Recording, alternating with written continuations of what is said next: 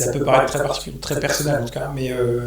à titre perso, je trouve que les entreprises, dans la banque, l'assurance et les mutuelles en particulier, se distinguent pas mal de l'ensemble des entreprises, probablement parce que l'essence même de ces métiers de l'assurance, c'est d'être ou de devoir être présent quand justement le client, le sociétaire en l'occurrence, vit un moment tragique, difficile dans son parcours personnel ou professionnel. Et donc il y a une attention, je trouve, particulière à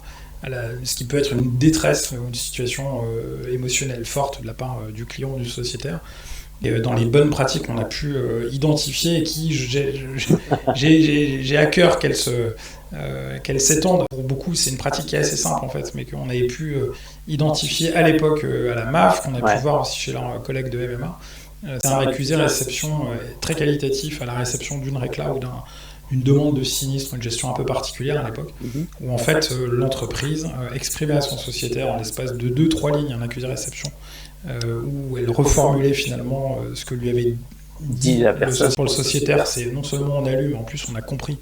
la réclamation ou la demande. Le deuxième point, c'est je signe de mon propre nom, de ma vraie identité,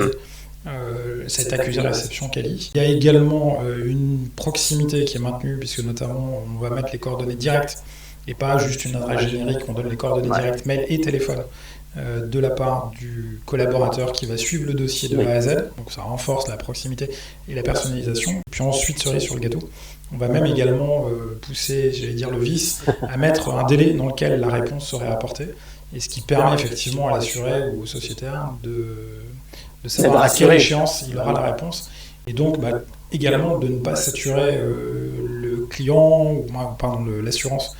ou la mutuelle sur où en serait le dossier, est-ce qu'il va y avoir des passages d'experts. Et donc voilà, d'être rassuré, de recréer de la confiance. Et évidemment, si vous n'êtes pas capable de tenir le délai parce que vous devez faire passer non pas 1 ou 2, mais peut-être 3 experts, c'est d'en informer le client et qui comprendra tout à fait qu'il